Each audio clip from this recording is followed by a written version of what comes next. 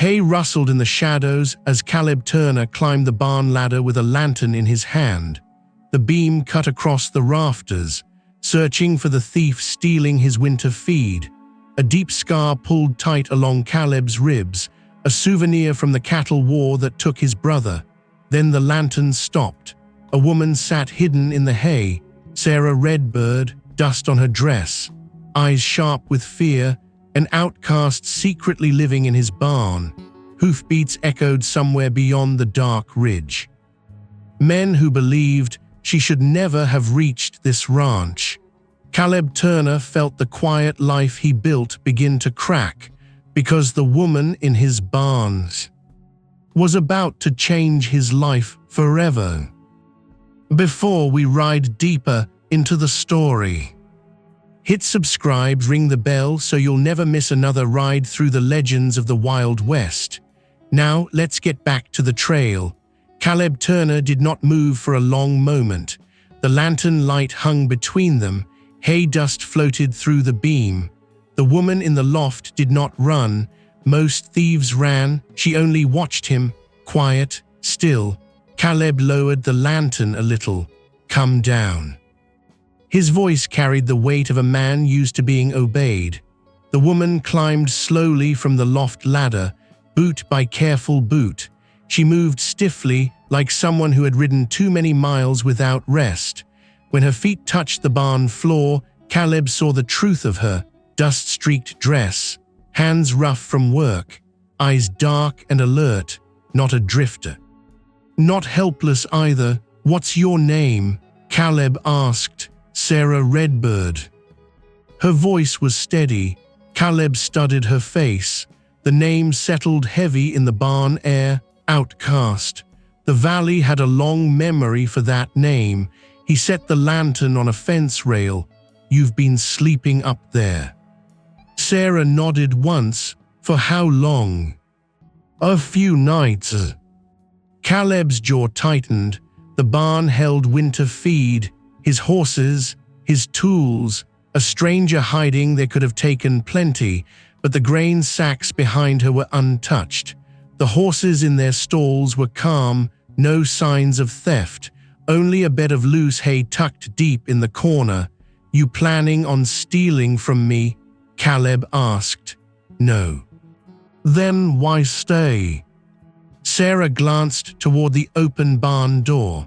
The prairie beyond was turning blue with dusk. Cold wind slipped through the boards. "No place else to go," she said. Caleb folded his arms.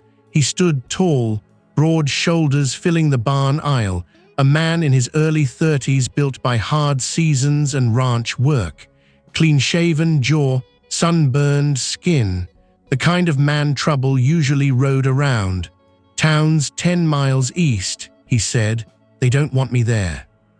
Caleb believed that. Word traveled fast in the valley. A woman with the wrong name could find every door closed before sunset. The barn settled around them. Wood creaked. A horse snorted in the stall. Sarah did not beg, did not cry. She only stood there, waiting. Caleb picked up the lantern again. Its light passed over the hay loft, over the small blanket she had laid out, over a tin cup and an empty water flask. Nothing else. No weapons. No stolen goods, just a place someone had tried to survive.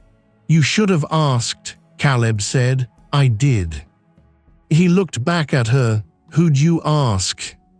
"The valley." Silence answered that. Wind pushed dust under the door. Caleb walked past her toward the stall gate. His gray gelding lifted its head. Caleb checked the latch, ran a hand along the horse's neck. The animal stayed calm. Animals knew when danger lived close. The horse showed none. Caleb turned back. Sarah still stood where he left her, tired but steady. "You can't stay in my barn," he said. The words fell hard. Sarah nodded once, like she expected nothing else. She bent to pick up the small blanket from the floor.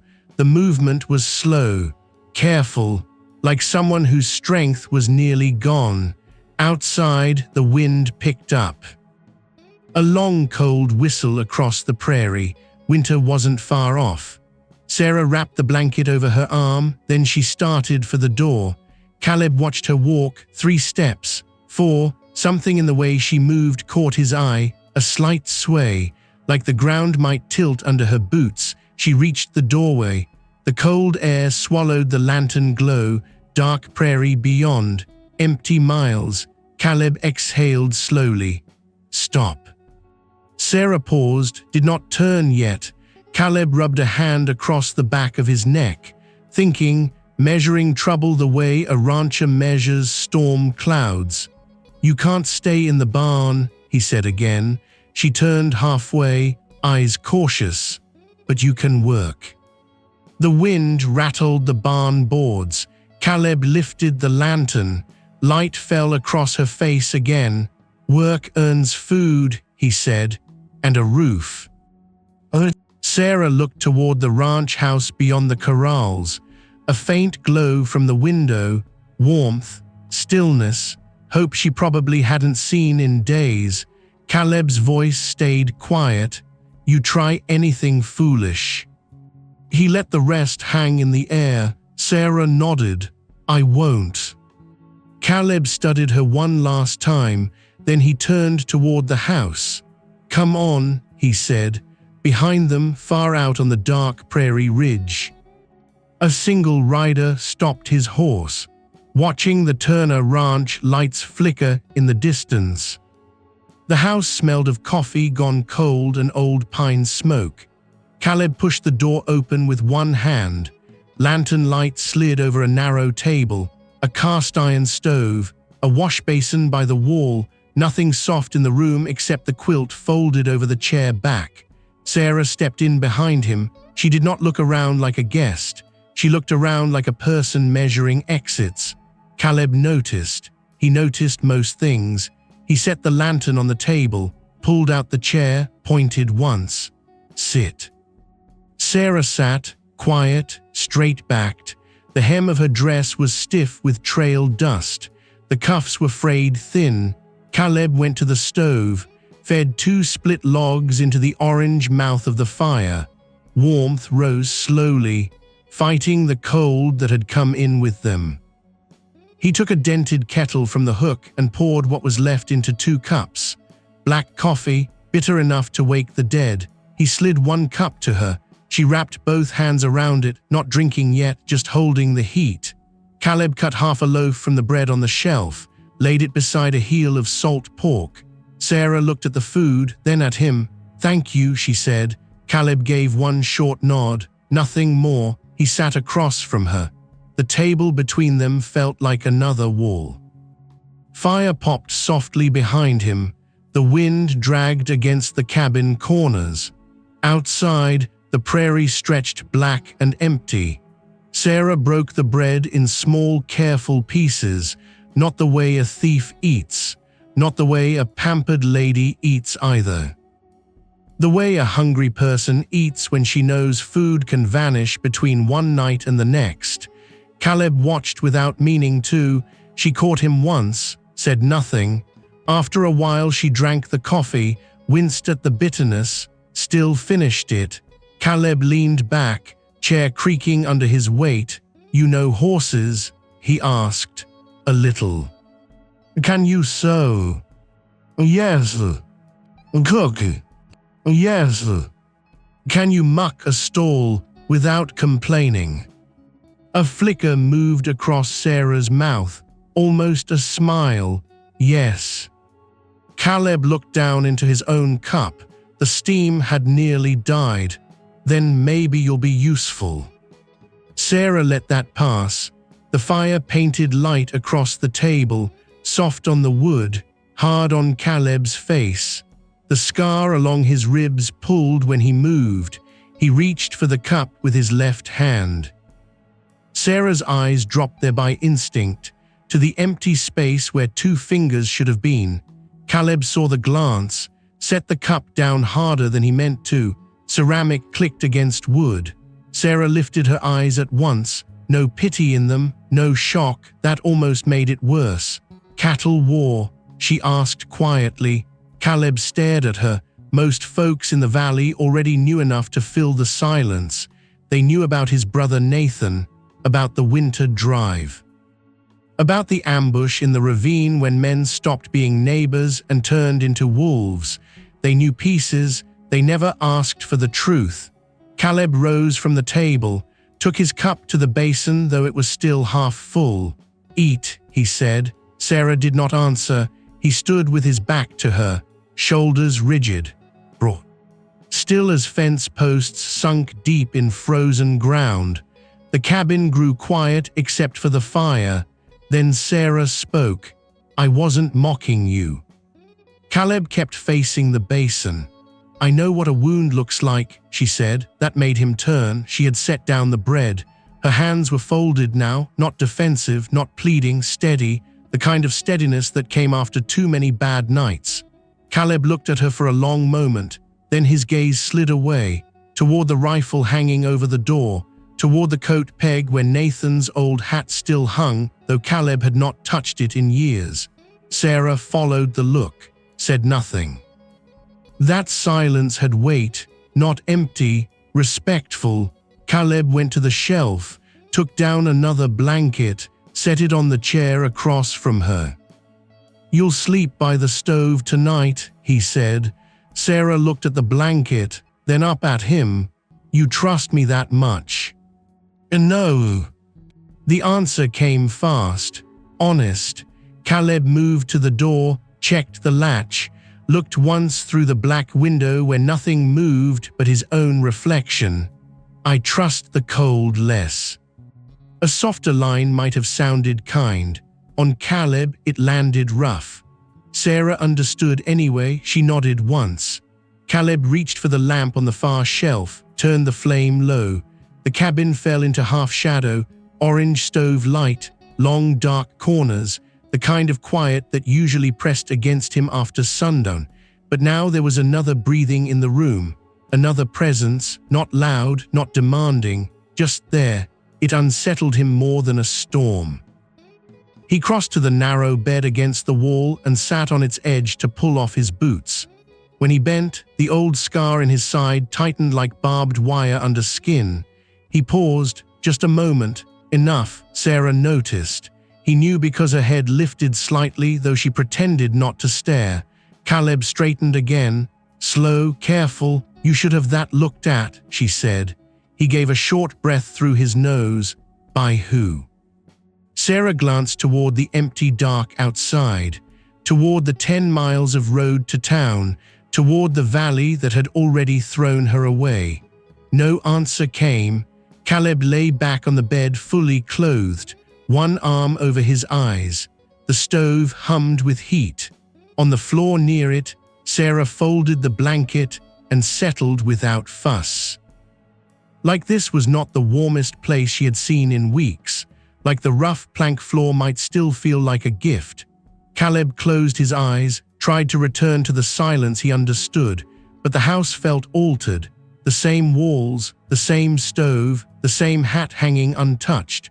Only now the emptiness had been interrupted. Somewhere after midnight the wind changed. It came harder, a hard slap against the shutters. Then rain, cold and mean. Caleb woke to the sound, and to another sound under it. A sharp intake of breath. He opened his eyes. The fire had sunk low. The room was dim red and black. Sarah sat upright by the stove, blanket around her shoulders, listening. Caleb pushed himself up on one elbow. "What?" She held up a hand, then he heard it. Hoofbeats, not near, but out there. Muted in the rain, slow, measured, like someone riding the line of the property instead of crossing it. Caleb swung his legs off the bed. In 2 steps he had the rifle down from its hooks. Sarah was already on her feet, not panicked, watching him. The hoofbeats stopped. Rain filled the silence. Caleb moved to the window and lifted the edge of the curtain with the barrel. Dark prairie, fence line, nothing but rain making silver threads in the lantern light from the barn. Then a flash, farther up the ridge. The ember end of a cigarette, brief, red, gone. Caleb's jaw hardened. He stood there a moment longer, rifle ready. Sarah's voice came low behind him. Do they come often? Caleb let the curtain fall. Sometimes. Looking for me. Looking to remind me this valley counts everything. Sarah tightened the blanket around her shoulders. Rain tapped the roof harder. Who rides your fence line at midnight in a storm? She asked. Caleb leaned the rifle near the door but did not hang it back up. Men with nothing to fear.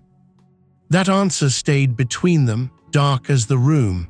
After a while the hoofbeats did not return. Only the rain, only the stove. Caleb fed the coals and did not lie down again until dawn began whitening the edge of the window. By morning the storm had passed. The yard shone wet and cold. Mud sucked at the boots. Fence posts steamed faintly where the first light touched them. Caleb was already outside when Sarah came to the porch. He stood by the hitch rail with a hammer in hand, driving a loose nail back into the tack box. The work was unnecessary. Sarah saw that right away. Men did that when they were thinking. She stepped off the porch, wrapped in the same worn dress, hair tied back now with a strip of cloth she must have found from somewhere in her bundle. The wind lifted a few black strands against her cheek. Caleb did not look up at first. There's water in the basin if you need it, he said. I used some. Good. He gave the nail one last strike, set the hammer down, finally turned to face her. Morning made his eyes look lighter than they had by lantern fire, not softer, just more tired. We need terms, he said. Sarah waited. Caleb nodded toward the barn. You stay here, you work. I said I would. You work hard. I can. You don't wander the valley. Don't invite trouble to my gate. Don't lie to me. Sarah's expression did not change. Only her chin lifted a fraction. What if trouble comes without being invited? Caleb looked past her, toward the ridge where the rider had watched in the rain. Then, I'll know soon enough. He wiped his hand on his trousers. His voice stayed even. Until spring. Sarah blinked once. Until spring. That's your time. He spoke like a man setting fence lines. Straight, measured. Ground thaws, roads open, you move on. A crow called somewhere near the creek. The sound cut across the still yard. Sarah took that in. Until spring. Not welcome, not family, not safe forever, but not thrown back to the road either. A season, a narrow bridge between one kind of cold and another. She nodded. All right. Caleb studied her face as if looking for hidden arguments. Found none. You earn meals, he said. You sleep inside for now. For now. Until I decide otherwise. Another almost smile touched Sarah's mouth.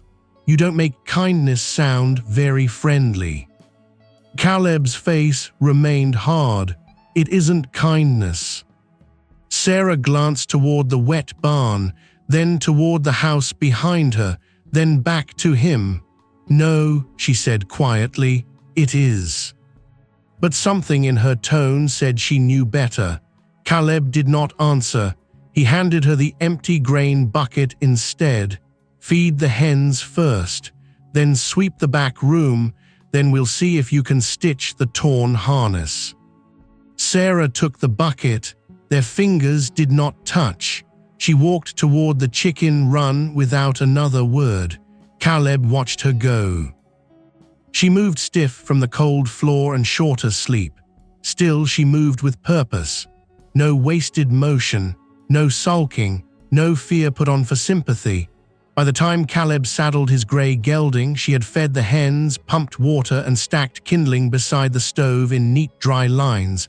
The cabin already looked less abandoned. That troubled him. He told himself it was because change always brought risk. Still, when he came in from the shed, he stopped. Sarah had swept the back room clean. Not just clean, ordered.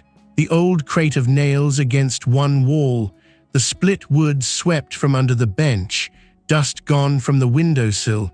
Sunlight came through the glass stronger somehow, as if the room had decided to breathe again. Caleb set the harness on the table, leather torn near the buckle. "Can you mend it?" Sarah ran her hand along the break, examining the strain, the age of the leather, the way the old stitching had failed. "Yes. There's awl and thread in the tin box." She found them without asking where he kept them, sat by the window where the light was good, began work.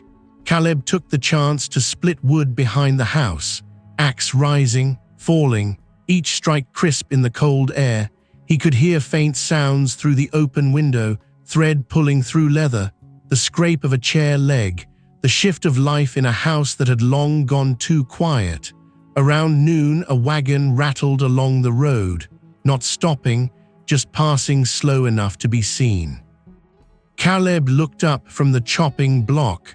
A man on the seat turned his head toward the Turner place, held the look too long. Then moved on. Sarah had heard the wagon too. When Caleb stepped back inside, she was standing by the window, harness in hand. "Do folks often stare this hard?" she asked, "in this valley?" He set another armful of wood by the stove. "Yes." "Do they know I'm here already?" Caleb gave a humorless half laugh. "They knew before you crossed my threshold." Sarah looked back to the road. The wagon was gone, only 2 lines in the mud remained. She returned to the chair and the leatherwork. "What do they count against you?" she asked. Caleb stood very still. She did not look up, gave him room not to answer. Finally he spoke, "My brother." The words were flat, heavy. "He followed me into a fight that should have been mine alone." Sarah pulled the thread through the leather. "Slow. Careful, was it your fault?" Caleb's hand tightened on the split logs. He looked at the hat on the peg, at the stove, anywhere but her. "I was the one who lived." The room went quiet after that, not empty, just full of something older than either of them wanted to name. Sarah set down the harness. When she spoke, her voice was low as the fire. "Surviving is not the same thing as owing your life to grief." Caleb's eyes cut to her then, sharp, guarded, but she had already taken up the awl again, as if she had only stated the weather. No pity, no sermon, just truth placed on the table with the leather and thread. Outside, the wind shifted. Far off on the ridge, a rider appeared for a moment against the pale sky, watching the house, watching the barn, then turning away. By evening, the harness was mended stronger than before. The hens were shut in, the water buckets full, the stove hot. Caleb sat at the table while Sarah stirred beans in the pot like she had always known where his kitchen tools belonged. That should have bothered him. Instead, it did something worse. It made the place feel less lonely. He looked at the window darkening with dusk, at the reflection of firelight and 2 people instead of 1. Until spring, that was the bargain. A season only.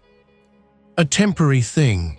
But as Sarah set a bowl in front of him and the house warmed around them, Caleb Turner knew temporary things had a way of digging roots when a man was not looking. Morning came in blue and silver. Thin frost clung to the pump handle. The yard boards cracked under Caleb's boots. He crossed to the barn before sunrise with a feed sack over one shoulder and found the stall already mucked clean. Fresh straw laid down, water buckets filled, the grey gelding chewing calmly in a swept aisle. Caleb stood still a moment. Lantern light from the house reached only so far. Beyond it, the barn breathed hay and horse heat. Sarah stepped down from the loft ladder carrying a bundle of worn harness straps. Her sleeves were rolled. A loose strand of black hair clung to her cheek. "You missed one," Caleb said. He pointed at a drift of manure by the back stall. Sarah looked, saw it, set down the straps, fetched the shovel without a word. Caleb watched her clear it. No complaint, no wounded pride, just work. By the time the sun broke over the ridge, breakfast was on the stove, beans warmed with bacon ends, biscuits reheated on a flat pan, the coffee stronger than yesterday. Caleb sat at the table and looked at the plate placed in front of him. Sarah was already at the basin rinsing the mixing bowl. The back room window stood open a crack to let out the steam. Cold air slid in. Sunlight too. The house no longer smelled like old ash and sleep. It smelled like flour, soap, coffee, life. Caleb ate in silence. Sarah moved around him with quiet certainty, a chair set square, a rag folded and laid by the stove, wet gloves turned near the heat so they would dry by noon. Small things, but the house noticed them. So did Caleb. After breakfast, he led her to the corral. The fence leaned on the south side where winter had pushed the posts. He handed her a coil of wire. "Hold that tight." Sarah braced her boots in the mud and pulled while Caleb drove the staple in with 3 hard blows. The fence straightened. A calf bawled from the far pen. Chickens scratched near the woodpile. The world felt ordinary in a way Caleb had not trusted for a long time. Then Sarah's palm split against the wire. A quick sound escaped her, more breath than cry. Caleb turned. Blood welled bright across the base of her thumb. She tucked the hand against her skirt at once. "Nothing," she said. Caleb stepped close anyway. "Let me see." She hesitated, then held it out. The cut was shallow but ugly, wire teeth, dirt already in it. Caleb took her wrist before thinking.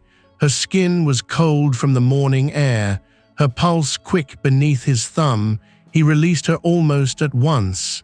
"Inside," he said, "it can wait." "No." His voice came sharper than he meant. Sarah looked at him, not frightened, only measuring. Then she followed him to the house. At the basin, Caleb poured water over the cut. Sarah flinched when the cold hit. He said nothing, only cleaned the dirt with a cloth and wrapped the hand in a strip torn from an old undershirt. His missing fingers made the knot awkward. He had to start twice. Sarah watched him work, close enough now to see the pale line of strain beside his mouth. The old scar tugging under his shirt when he leaned. "You learned this in the war?" she asked softly. Caleb tied the knot. "Learned because there was no doctor." He stepped back. Sarah flexed her hand. The cloth held. "Thank you," she said. Caleb set the basin aside. "Don't thank me for stopping blood on my own fence." But the words landed dull, not cruel. Sarah seemed to hear that too. By noon she was back outside carrying split wood to the porch in her good hand and tucked arm. Caleb worked the north pasture, repaired a gate hinge, checked the creek crossing. Each time he looked toward the house he saw movement where there used to be stillness. A figure at the line hanging shirts. A shape kneeling by the herb patch, pulling dead stalks from last year's neglect. Smoke rising steady from the chimney at midday. Not because he forgot to damp the fire, because someone had remembered to tend it. That evening Caleb came in to find his brother's old hat brushed clean. It hung on the peg as always, but the dust was gone, the brim shaped straight. He stopped in the doorway. Sarah stood by the table sorting dried beans, her eyes lifted, then followed his to the hat. For a heartbeat the room chilled. Caleb crossed to the peg, took the hat down, turned it once in his hands. "You touched this." Sarah rose slowly. "I was dusting." "You leave that alone." His voice was low, hard. Sarah went still, not shrinking, not defiant, just still. "I didn't mean harm," she said. Caleb set the hat back on the peg too carefully, like it might break under rougher hands. "Some things aren't work."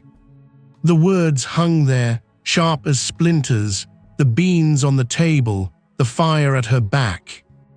The warmth of supper starting to smell from the pot, all of it seemed to pull away a little.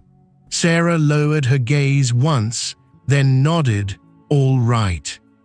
She sat back down and resumed sorting, but not with the same easy rhythm. Caleb stood another moment, anger gone almost as soon as it came, leaving only the familiar ache under it. He went outside before he had to say more. Dark settled early. The air carried wood smoke and distant coyote cries. Caleb remained on the porch long after the first stars showed. When Sarah finally opened the door, she held out a bowl, stew, steam curling into the cold. "You didn't eat," she said. Caleb took the bowl, their hands almost touched. Almost, he stared at the steam instead. About the hat. Sarah saved him the trouble. "I know what grief looks like," she said. Then she went back inside and shut the door softly behind her. Caleb ate on the porch in silence while the cold pressed close. The stew was good, better than anything he had made for himself in months. The next days found their own rhythm. Morning chores, fence work, harness mending, water hauled, flour needed. The kind of routine that builds without anyone naming it. Sarah learned where the tools belonged, which mare kicked if approached too fast. How Caleb liked the coffee black enough to pass for punishment. Caleb learned that Sarah sang under her breath when she scrubbed pans. Never full songs, only fragments. Sounds from some place before the valley had closed its doors on her. He learned she favored her right ankle in the mornings from an old twist that never healed true. Learned she could calm a skittish colt better than most hired hands he had ever paid. One windy afternoon, the youngest calf slipped through the creek gap and vanished into the cottonwoods. Caleb found Sarah already following the tracks with a rope over her shoulder. "Stay here," he said. She kept walking. "The mud's fresh. It won't have gone far." Caleb caught up beside her. The creek water ran brown and cold between roots. Branches knocked overhead. The calf's prints wavered in the wet bank. Sarah crouched, touched one broken reed, then pointed upstream. There. The calf had wedged itself between fallen branches near a bend, bawling thin with fear. Caleb stepped into the freezing water without hesitation. The old scar in his side tightened when he lifted the animal. Sarah was there with the rope before he asked. She looped it under the calf's belly, pulled when he nodded. Between them they dragged the shivering thing onto the bank. For a moment they both knelt in the mud, breathing hard, steam rising from Caleb's shoulders in the cold air. Sarah laughed once, short, relieved. The sound startled him, not loud, not careless, just alive. He looked at her, at the wet hair plastered to her temple, the mud on her skirt, the bright look in her eyes. Something eased in his chest before he could stop it. Then hoofbeats sounded on the road above the creek. Both of them stilled. A wagon rolled past slow enough for the driver to see them below. Two men on the seat, faces half hidden by hats, watching, not helping, not waving, only watching. Caleb's expression changed at once. The softness closed, the wall returned. He stood and took the rope from Sarah's hands. "Back to the house," he said. The men rode on, their wagon wheels grinding through gravel. Sarah climbed the bank with him and said nothing until the ranch came back into view. "Friends of yours?" she asked. "No." "Mine." Caleb looked toward the road where the wagon had gone. Maybe both. By week's end, the house had changed in ways no hired hand could have managed. Fresh curtains, stitched from feed sacks, hung at the back window. The cracked blue plate Caleb had left on the shelf for years now held biscuits under a towel. A jar of late autumn sage sat on the table, filling the room with a clean, wild smell each time the fire warmed it. Small domestic things, quiet things, yet they pressed against the loneliness like light against shutters. Caleb tried not to see it, tried harder when he did. On Saturday he rode to town for lamp oil, nails and coffee beans. Sarah stayed behind to tend the stock. When Caleb tied his horse outside the mercantile, talk dimmed for one beat too long. Then picked back up in the careful way talk does when a room means to let a man hear it anyway. He bought his coffee, his oil, a sack of flour heavier than he needed because leaving too soon looked like weakness. At the counter, old Mr. Wilkes wrapped the lamp chimneys in paper and cleared his throat. "Heard you've taken in company." Caleb counted coins onto the wood. "Heard wrong." Wilkes gave him a look over the spectacles. "Folks say there's a woman at your place. Folks should work more and guess less." Wilkes took the coins, but his eyes slid toward the front windows where two ranch hands lingered outside, pretending not to stare in. "Just watch yourself," the shopkeeper said. "Men are talking." Caleb lifted the flour sack. Men always are. He stepped back into the street. The sky had gone iron gray with coming weather. Across from the mercantile, two riders sat outside the saloon. One of them spat in the mud. The other looked Caleb over with a slow smile that never reached his eyes. Brant Sutter's colors on both their coats, not the man himself, just his shadow. That was enough. Caleb rode home harder than the road required. Clouds packed low over the valley. By the time the ranch came into view, wind had started combing the grass flat. Sarah stood in the yard, pinning the wash tighter to the line before the storm could take it. She saw Caleb's face and stopped. What happened? He swung down from the saddle. Nothing. Sarah took the flour from him before the bag could tear on the hitch rail. That isn't a nothing face.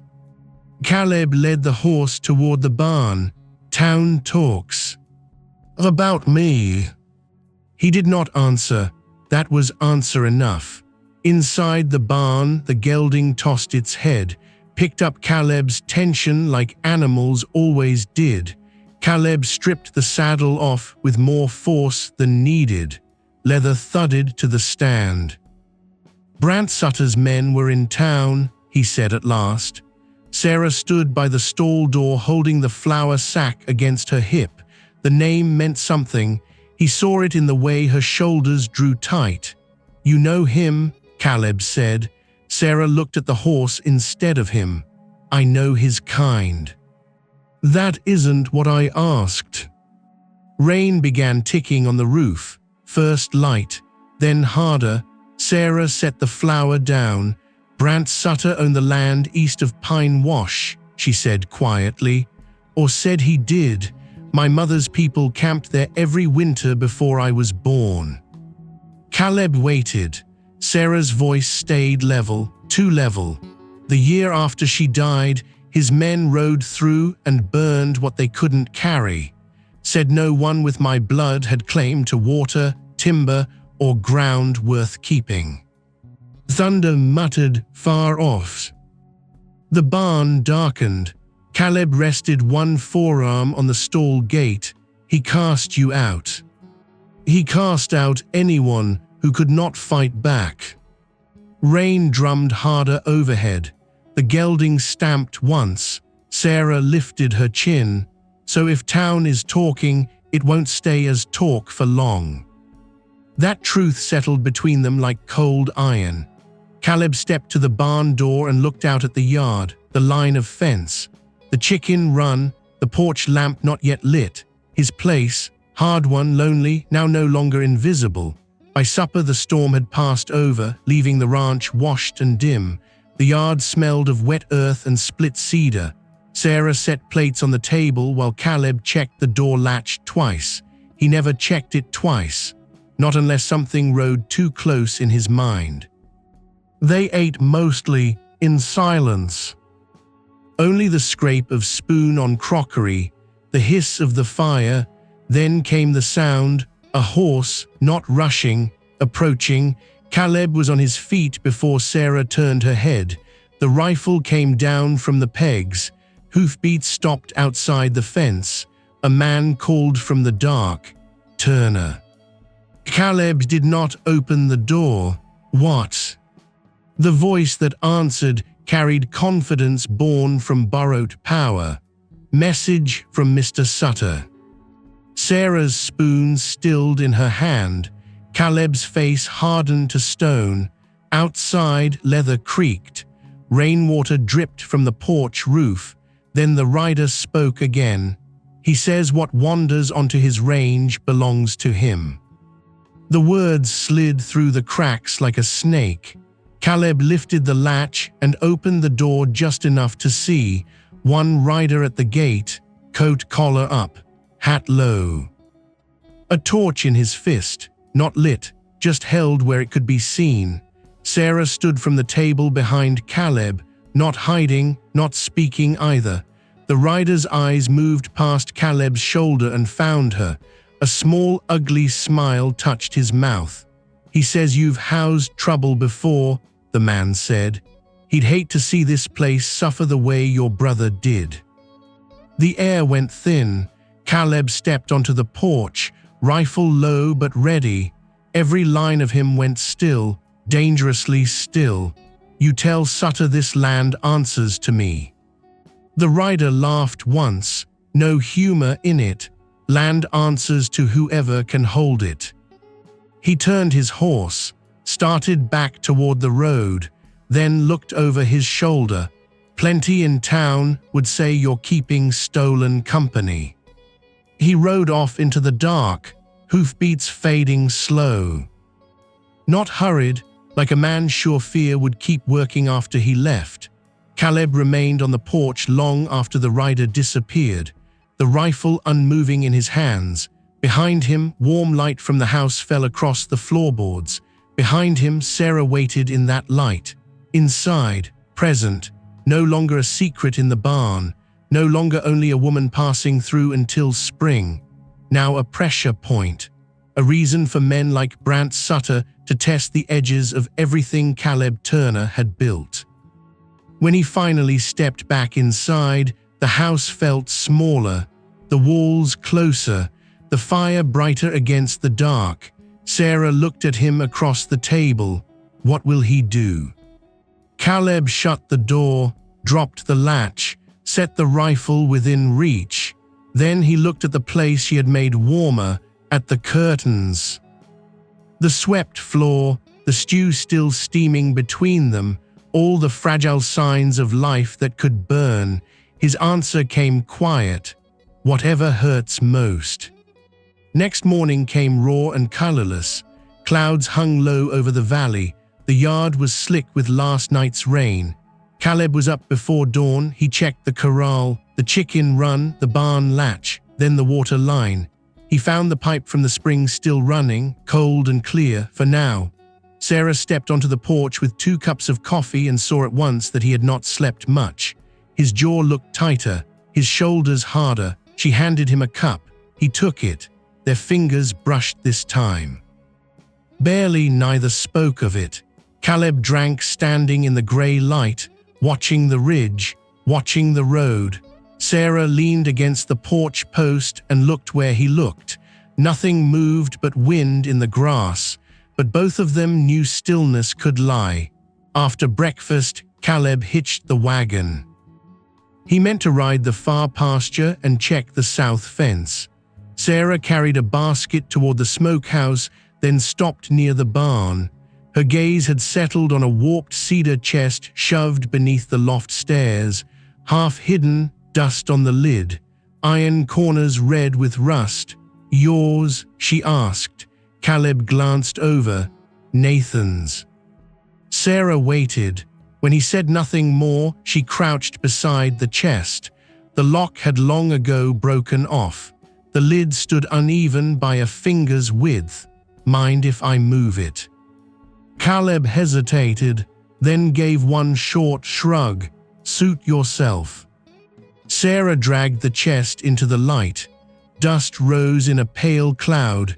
Inside lay old tack buckles, a torn cavalry blanket, a cracked tin plate, and beneath them, wrapped in oilcloth, a bundle of papers. Caleb saw the papers and went still. Nathan had kept records when Caleb never bothered. Grazing notes, feed tallies, lines of figures scribbled late at night by lamplight while Caleb slept or drank or stared at the fire and heard war where there was none. Sarah lifted the bundle carefully. The oilcloth had preserved more than it should have. Receipts, survey copies, hand-drawn maps, a folded letter with the county seal half visible beneath a smear of age. Caleb set down his cup.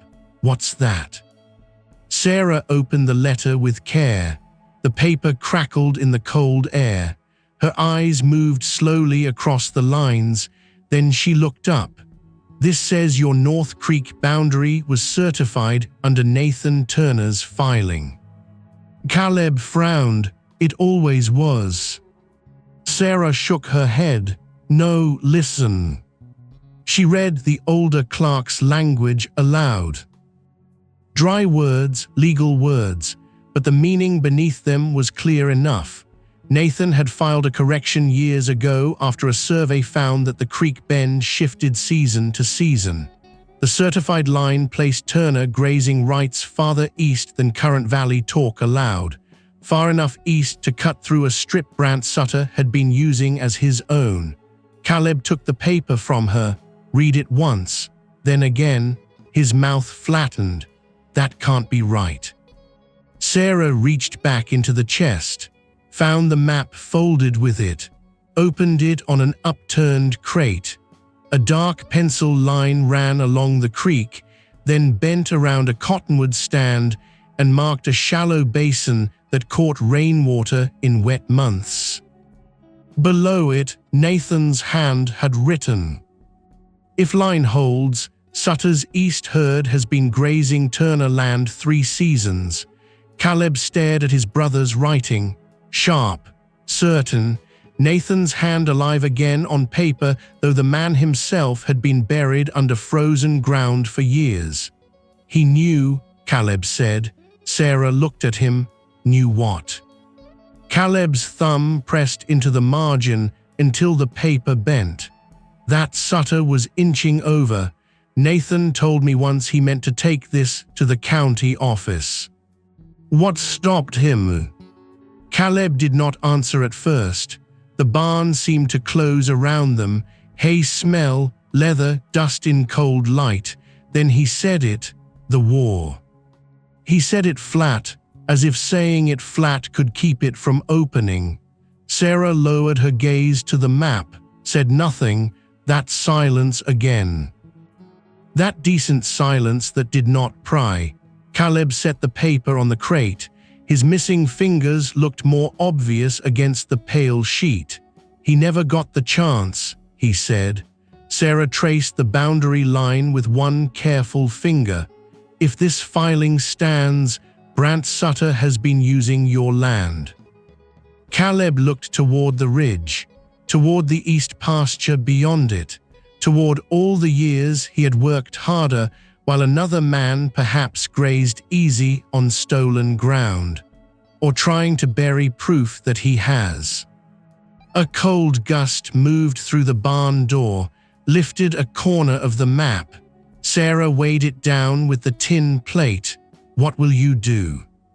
Caleb's face shut down the way it always did when anger turned useful. "See what's still on the ground." They rode out together before noon, Caleb on the grey geldings. Sarah in the wagon seat beside him because the papers needed to stay flat and dry inside the oilcloth. The valley spread wide and winter pale under the low sky, grass flattened in waves, fence posts leaning like tired men, The North Creek ran narrow but stubborn, its banks dark from recent rain. When they reached the cottonwood stand shown on Nathan's map, Caleb reined in. He dismounted without a word. Sarah climbed down after him. The place felt older than the rest of the pasture. Quiet.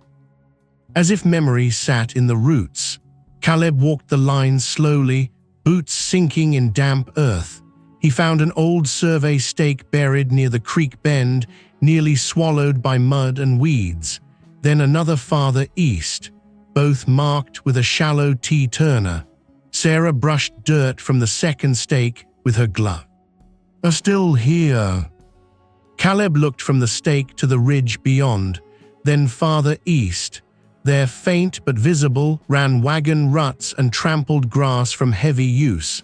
Cattle sign, not his, too many hoof marks for his small herd, too deep, too recent. Sarah saw his expression change. This is where he's been crossing. Caleb nodded once, a harsh nod.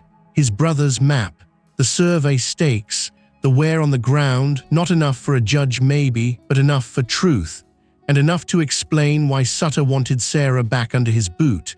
A woman like her made easy prey, a rancher like Caleb made easier rumor. Together they made a perfect excuse for pressure. A hawk cried overhead, sharp, lonely. Caleb turned toward the wagon. "We go to town." Sarah stopped him with a hand on his sleeve.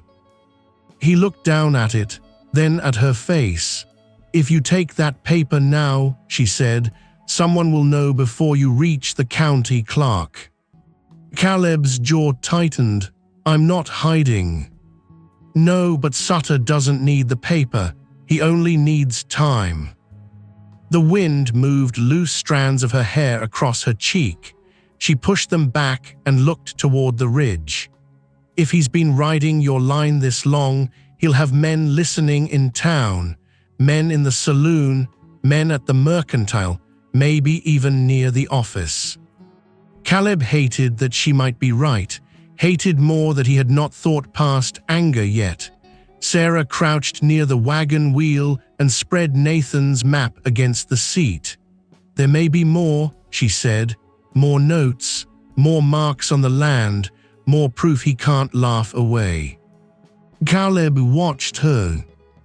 She was right again, not because she spoke louder, not because she begged, because she looked at the world the way hard people do, seeing cracks first, seeing where pressure runs. "What do you suggest?" he asked. Sarah glanced up at him. "Look where men hide things they think no one else notices." That afternoon they searched the east edge of the property, not the open pasture, the narrow places, the cutbank near the creek. The old line cabin collapsed into itself years ago, the cedar grove where riders could wait unseen before crossing a fence. At the line cabin they found little but rotten boards and mouse nests. At the grove they found more. An iron brand stamp half buried in leaves, not Turner S, not Sutter S either, a false mark, used for changing ownership after the fact. Caleb lifted it by the handle. Mud fell away. His face turned to stone. Sarah saw the meaning before he explained it. "He's been altering cattle." Caleb nodded, "or means to." Either way, it turned a land fight into something uglier, the kind of thing that spread through a valley like poison. Toward evening, they circled back by the shallow basin Nathan had marked on the map. Rainwater still pooled there. Beside it stood 3 cottonwoods with initials cut into the bark decades earlier. Caleb checked the trunks absently at first, then stopped. One tree had fresh cuts low on the far side, not initials, marks, 3 short slashes over a longer one, a trail sign. Sarah stepped near. "What is it?" "Drover mark." Caleb's voice was low, used to guide night movement. "Someone has been pushing cattle across here after dark." Sarah looked toward the basin, toward the hidden dip in the land where a herd might pass half unseen from the road. "This place is the advantage," she said. Caleb straightened, and for the first time that day something like respect showed in his eyes without a fight around it. You see the ground well. Sarah gave the faintest answer. I had to. They stood there together in the dimming light, cold coming on, a crow lifting from the branches with a harsh flutter. For one strange, still moment, it felt less like rancher and outcast, less like a man guarding his life against intrusion, more like two people staring at the same problem from the same side. Then Caleb's grey gelding jerked at the reins, ears back, nostrils flaring. Caleb spun. A rider had appeared on the ridge above the basin, too far to make out the face, close enough to be seen, watching, still, then turning away, gone almost before the sound of hoofbeats reached them. Sarah's breath caught once. He saw us. Caleb grabbed the map from the wagon seat, shoved it back into the oilcloth. Yes. The sun fell fast after that. By the time they reached the ranch, the world had gone blue and iron again. Sarah lit the lamps while Caleb checked the barn and shut the stock in tight. The familiar house no longer felt merely watched. It felt measured, counted. The air inside held stew, sage, lamplight. The air outside held threat. Caleb spread Nathan's papers across the table after supper. Sarah stood beside him reading what she could. Receipts for fence posts, a note about missing calves, a second survey stub with a witness signature from old Abram Pike, dead these 2 winters now, not perfect proof, but pieces, good pieces, pieces that made a shape. Caleb rested both hands on the table, head bowed. He was right, he said. Sarah knew at once he did not mean only Nathan's map. He was trying to hold this place. Caleb's voice roughened, and I never listened long enough. Sarah looked at the paper under his hand, then at the hat hanging on the peg, then back at Caleb. He left it where you could find it when you were ready. Caleb gave a bitter half smile without humor. Ready took too long. Sarah's answer came quiet. Not if it keeps this house standing. Words struck deeper than she probably meant them to. Caleb looked up, at her, at the light catching in her tired eyes, at the steadiness in a woman the valley called lesser. He might have said something then, something honest, something dangerous in a smaller way than Brant Sutter, but the dog outside barked once, then twice, sharp, urgent. Both of them turned. Caleb was moving before the third bark cut off. He snatched the rifle from the wall and threw open the door. Night wind hit hard, cold, wet. The yard beyond the porch was black, except for the lamp glow spilling out behind him. Sarah came to the doorway, but stayed one step back. Caleb. He saw it then, not fire, not yet. A dark shape near the pump, too low to be a rider, too still to be an animal. Caleb crossed the yard in 3 long strides, boots pounding wet earth. The dog whined from somewhere near the shed. At the pump lay a dead hen, its neck twisted. A strip of red cloth tied around one leg. Sutter's color. Caleb's face drained of expression.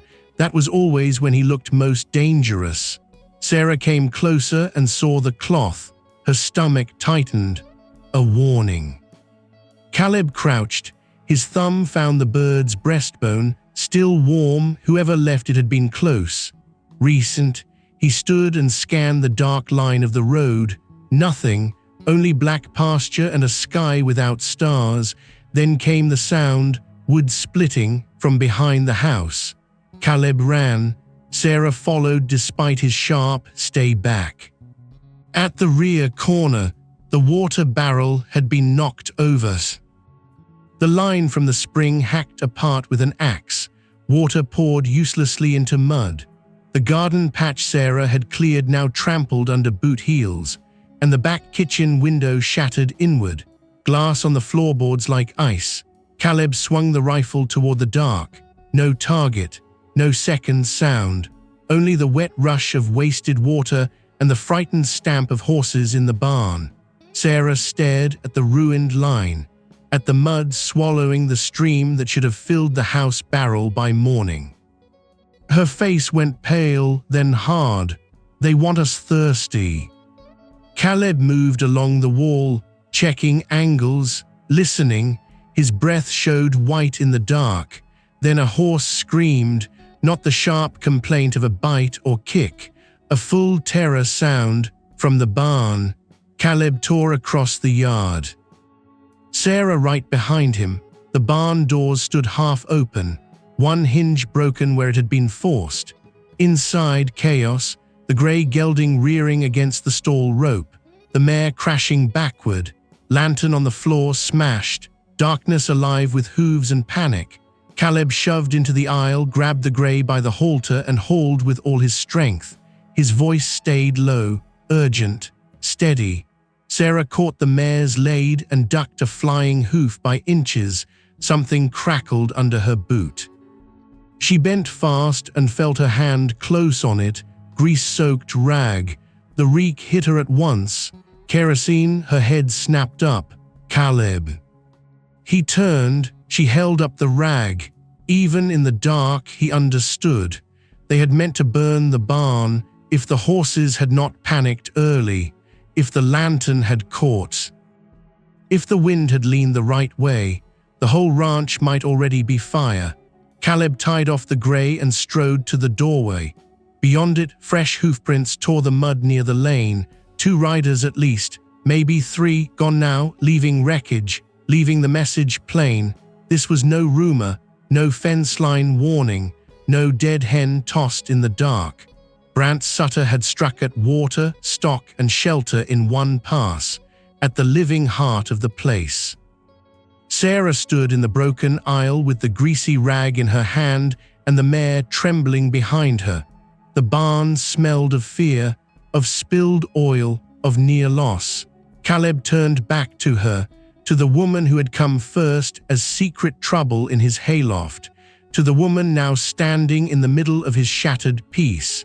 His voice came low, changed. "No more waiting." Outside, cold wind moved through the broken hinge, and the cut water line hissed into mud like time running out. Caleb did not sleep. He patched the broken hinge before dawn, reset the stall latch, lashed the cut water line tight enough to hold until daylight showed what had to be replaced. Sarah carried bucket after bucket from the creek in the dark. Cold water sloshed against her skirt. Mud climbed her boots. Neither of them wasted breath on fear. The barn still smelled of kerosene, of near fire, of what might have been ash by morning. When the eastern sky finally turned iron gray, Caleb stood in the yard with the rifle across his forearms and looked at the house, at the broken kitchen window, at the trampled patch behind it, at Sarah setting the last filled bucket by the porch steps with both hands because her shoulders had begun to tremble. He crossed the yard, took the handle from her before she could lift again. "You're done." Sarah straightened. "I can carry one more." "No." One word flat, not unkind, just final. She looked at him then, really looked, at the mud dried on his coat, at the sleepless eyes, at the hard stillness that had settled over him since the barn, the stillness of a man who had stopped hoping trouble might pass by if ignored. "What now?" she asked. Caleb set the bucket down by the door. The porch boards creaked under his weight. He glanced once at the ridge, then at the lane, then back to her. "Now I stop waiting for him to choose the next blow." Sarah's breathing slowed. The wind stirred loose hair across her cheek. "And start what?" Caleb's jaw tightened. "Protecting what's mine." The words landed in the cold morning between them, not loud, not dramatic, but different. Sarah heard the difference at once. This was not the man who had let nights pass with riders at the fence and silence in his mouth. This was the man the valley had been trying not to wake. He stepped past her into the house, came back out with Nathan's papers wrapped in oilcloth, the false brand, the survey copy, the witness stub. He tucked them into the saddlebags on the grey gelding. Sarah watched every motion. "You're going to town?" "Yes." "With those?" "Yes." "And if Sutter has men waiting?" Caleb fastened the strap one hole tighter. "Then they'll see me coming." Sarah took one step closer. The morning light caught the tired bruise beneath her eyes. She had earned it carrying his water in the dark. You can't ride in alone with a satchel full of proof and think that makes you harder to stop.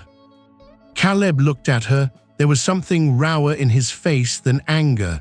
Responsibility, maybe, the kind that weighs more than a rifle. "You stay here," he said. Sarah almost laughed, almost, after last night.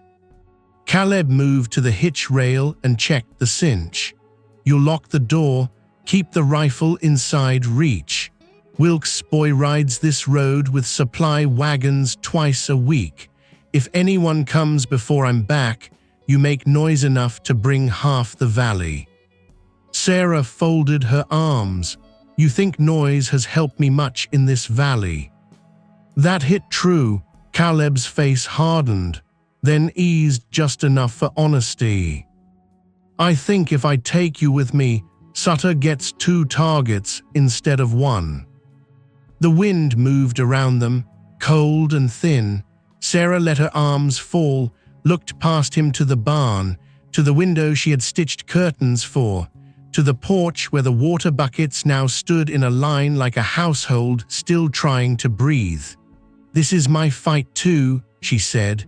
Caleb stepped closer, close enough that he did not have to raise his voice. "It became yours because of me." "No." Her answer came quick, steady. "It became mine the day he decided people like me could be driven off water and land like coyotes."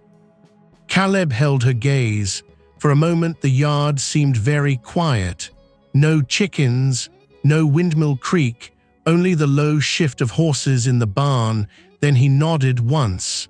A small thing, heavy as a vow. "Then you ride with me." By mid-morning they were on the road. Sarah in the wagon seat beside him, the papers hidden under a folded grain sack, the false brand wrapped in a feed cloth beneath it. Caleb kept the rifle laid long across his thighs, not pointed, not careless. Town rose from the valley floor in plain brown boards and wagon dust. The church steeple, the blacksmith shed, the mercantile porch where men leaned hardest when they wanted to be seen seeing. Conversations dimmed when the wagon rolled past, then resumed in murmurs. Sarah felt those looks like sleet, not new, but sharper now that she sat openly beside Caleb Turner, no longer secret in a hayloft, no longer rumor only. Wilkes stepped out of his store before they'd fully halted. His spectacles flashed in the pale light. He took in Caleb's rifle, Sarah's face, the tight set of both their shoulders. Something happened. Caleb climbed down. "Yes." Wilkes' gaze shifted to the broken skin on Caleb's knuckles, the mud on Sarah's hem, the strain in the horse. "Bad." Caleb looked toward the sheriff's office at the far end of the street. "Bad enough." Wilkes swallowed once, then lowered his voice. "Sheriff Harlan's inside, county clerk too, they're sorting tax rolls." Caleb nodded. "Good." He turned to Sarah. "Stay near." She gave him a look that said she was no longer in the habit of doing otherwise.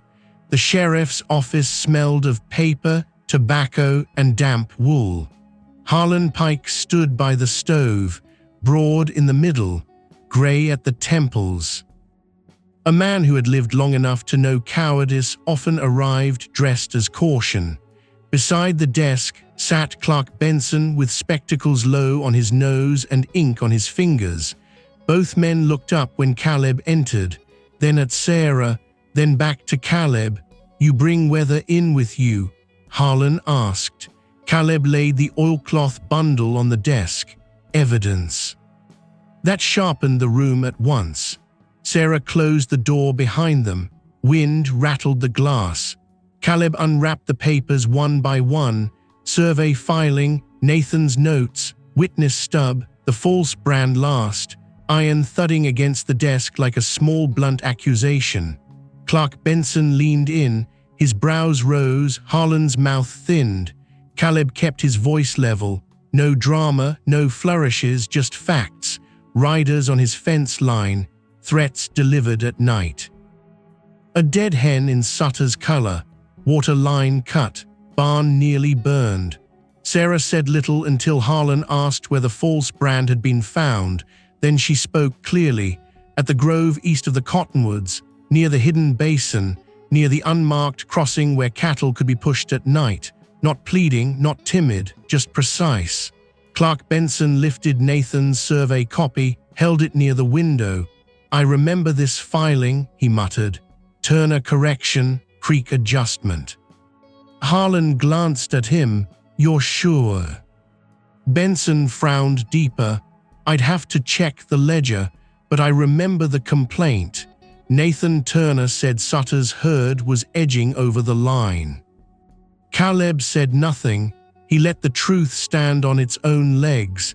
That was always stronger. Harlan rubbed a hand over his jaw. "You're accusing Brant Sutter of tampering with boundary use, altering cattle, criminal intimidation, and attempted arson." Caleb's eyes stayed on him. "I'm telling you what's been done." That was when the door opened behind them. No knock, just force. Brant Sutter stepped in wearing a dark coat still clean from the road, tall, broad, silver on his vest.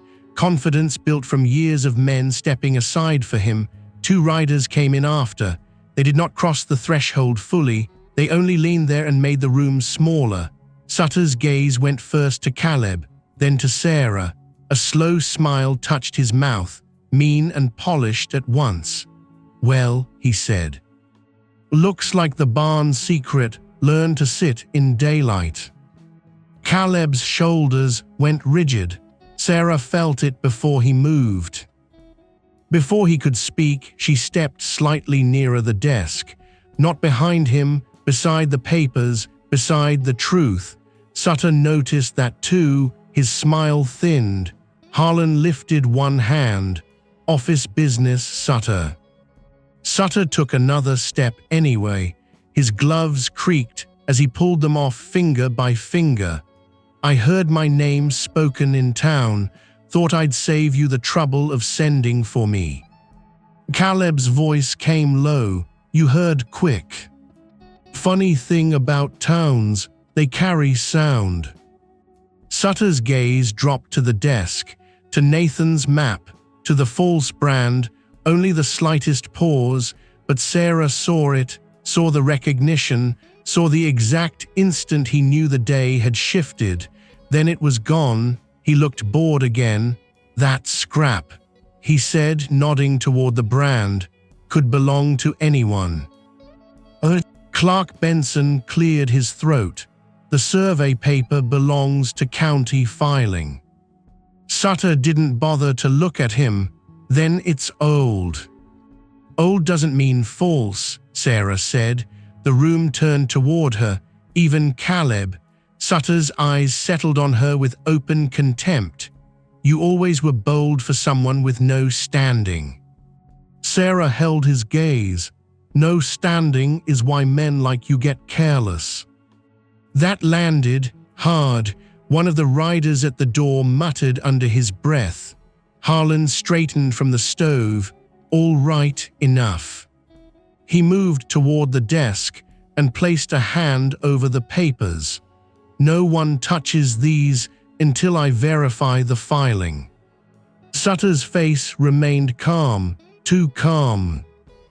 "It would be a pity," he said lightly. If a woman with a wandering history and a rancher with old grudges became your best witnesses. Caleb stepped forward then, only one pace, enough to make the floor answer under his boots. My brother filed that paper before he died. Sutter looked at him, cold, and now he's still dead. The room froze. Clark Benson's pen stopped in midair. Sarah's breath caught. The old wound stood open between the men as plain as blood. Caleb did not lunge, did not shout. That made it worse. His face went utterly still. The stillness Sarah now knew meant choice had replaced pain. He reached into his coat. Every rider at the door straightened. Harlan's hand moved near his own sidearm, but Caleb only brought out a folded scrap of paper, small, weathered. He laid it beside Nathan's map. I found this in the same chest. Clark Benson picked it up, squinted. His eyes widened behind the lenses. This is a grain receipt. For what? Harlan asked. Benson read the line twice to be sure. Compensation paid by Brant Sutter to Elias Venn for 3 head, recovered without county mark verification. Sarah understood before the others. Her eyes snapped to the false brand, recovered without verification. Changed cattle, sold as found, a clean lie made legal looking. Caleb's gaze stayed on Sutter. He paid men to launder stock through his own books. Sutter's calm cracked at the edges, only a little, but enough. That proves nothing. Proves you did business where no honest rancher needed shadows, Caleb said. Harlan took the receipt from Benson, read it, then looked toward the door where Sutter's riders stood. Elias Venn still in county. One rider shifted wrong, that was all, a small thing, but guilty men often betrayed themselves with small things. Wilkes appeared in the doorway behind them then, hat in hand, as if the town itself had been tugged closer by scent of truth. He wasn't alone. The blacksmith, the schoolteacher's husband, old martyr from the boarding house, faces gathering, not crowding in yet, just watching. That was the trouble with public rooms. Once a story began breathing, it drew lungs around it. Sutter noticed the witnesses too. His posture changed, still proud, but more guarded. He turned his contempt back on Sarah. This woman's word shouldn't weigh against mine. From the doorway came another voice. It belonged to Amos Reed, the drover who had passed Caleb's Creek weeks earlier and stared too long. He stepped into view slowly, hat crushed in both hands. I saw riders moving stock through the basin after midnight, he said. Nobody spoke. Amos wet his lips. I kept quiet because I've got children to feed. His eyes flicked once toward Sutter, then away, but I saw the brand swap iron, saw Venn use it. The room shifted. One witness makes rumor, 2 begins truth. Then old Mrs. Cutter, who ran coffee from the church kitchen to half the town, pushed her way to the threshold. I heard one of Sutter's boys bragging at my back steps 3 weeks ago, she said. Said Turner would be off his land by spring and the woman with him would vanish first. Sarah felt Caleb turn slightly toward her, not enough for others to read, just enough for her to know he had heard every word. Harlan drew a long breath, made his decision in front of everyone. That mattered. He faced Sutter square. Until I verify every page and question every witness, you and your men are to stay off Turner property. Sutter laughed once, dangerously soft. You giving me orders now? I'm giving you warning, Harlan said. Disobey it and I'll come with cuffs. The town held still, the kind of still that only comes when power tilts and everyone feels the floor move beneath it. Sutter looked at the faces in the doorway, at Wilkes, at Amos, At the school teacher's husband, already memorizing every word to tell by supper. Then at Sarah, hatred flashed plain at last. She had seen it before in other men, but never with a whole town watching it with her. He put his gloves back on slowly. "Enjoy your little moment," he said. Then to Caleb, lower, "This valley forgets fast." Caleb's answer came like a post driven deep. "Not this time." Sutter turned and pushed past his own men into the street.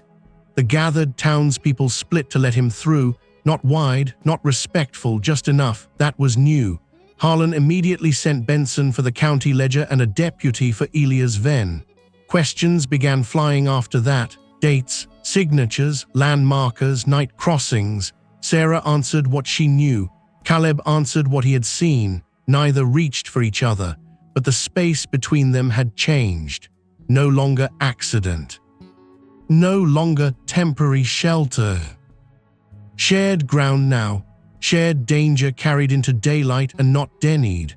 By late afternoon, the truth had thickened enough that the whole town wore it like weather. Nathan's filing was found. Valid, stamped. Forgotten by some, buried by others.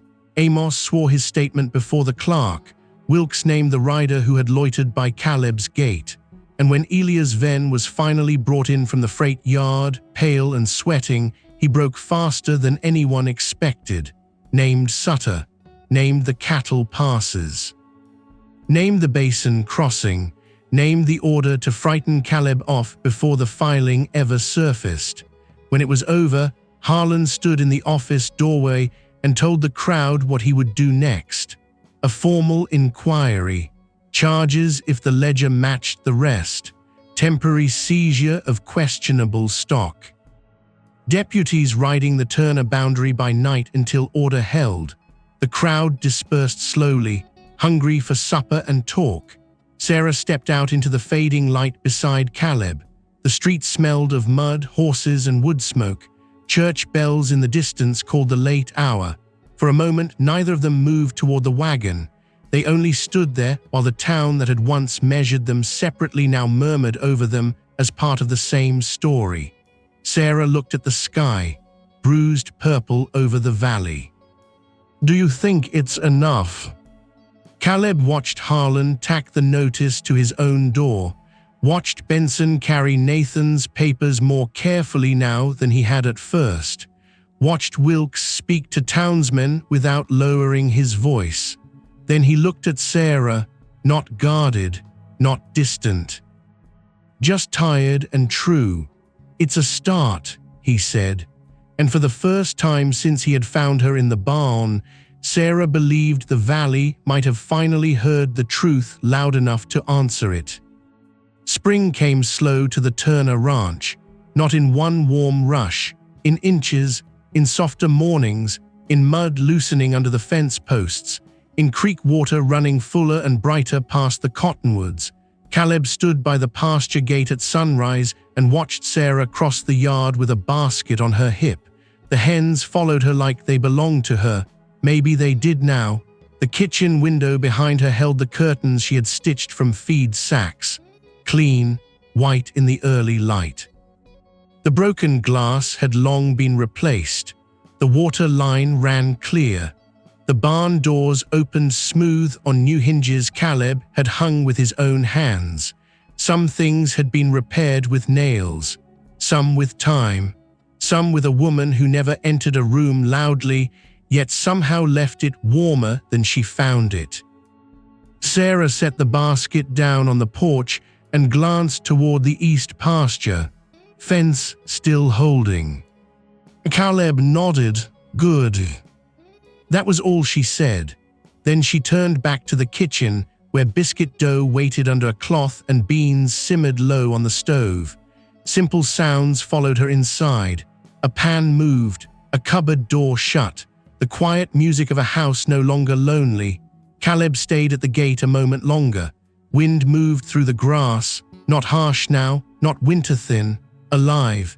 He looked toward the ridge where riders had once watched his land like vultures measuring a carcass.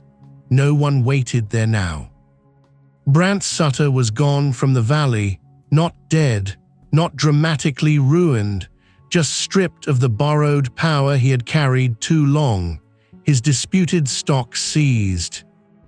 His claims broken open by ledgers, witnesses, and truth told out loud where all could hear it.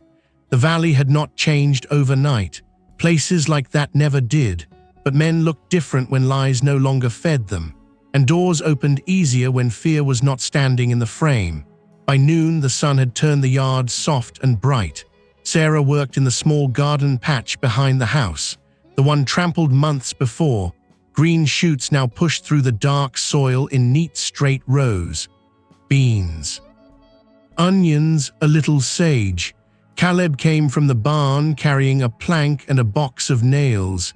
He stopped beside her, held out the board for the trellis. Sarah brushed dirt from her hands and took one end. Together they set the posts, straight, careful, without much talk. That had become their way. Silence no longer meant distance. Sometimes it meant ease, sometimes trust, sometimes two people simply knowing the same work needed doing. When the trellis stood firm, Sarah leaned back on her heels and looked up at it with quiet approval. Then at him. "You'll have to show me where the north soil floods first." Caleb wiped sweat from the back of his neck. "I'll show you after supper." Sarah smiled a little, not startled anymore, not hunted, just tired in the honest way that follows useful work, the kind of look he had begun to wait for without admitting it. That evening, the house held gold light and the smell of fresh bread. Caleb washed at the basin. Sarah laid plates on the table. The hat on the peg remained where it had always hung, only now the dust never stayed long. And when Caleb looked at it, the ache came different, still there, but no longer the only thing in the room. He sat down. Sarah poured the coffee. Outside, frogs had begun calling near the creek. Inside, the stove hummed low and kind. Caleb reached into his pocket and set something on the table between them, a small iron key. Sarah looked at it, then at him. "The house key," he said. Her eyes searched his face. The firelight moved across his clean-shaven jaw, across the old tiredness still living there. But something gentler lived beside it now. "Spring came," Sarah said softly. Caleb gave one quiet nod. "You can still leave," he said. Sarah's fingers closed around the key, warm from his hand. She looked toward the window, toward the barn, toward the yard that had once hidden her. Then back at the man across from her. "I know." Caleb held her gaze. For a long moment, neither of them moved. Then Sarah set the key beside her plate instead of putting it away. A small choice, a lasting one. Outside, the creek ran full with spring thaw. Inside, firelight gathered around the table, the curtains, the bread, the 2 cups of coffee. And the old ranch house, which had once held only silence and grief, settled deep into the evening like it finally understood it was home. If this story stirred a memory or two, saddle up with us again. Hit subscribe and help this old frontier tales alive. Out here, every name, every trail, every sunset still matter. So till we meet again, friend, keep your hat tipped to the past and your heart pointed west.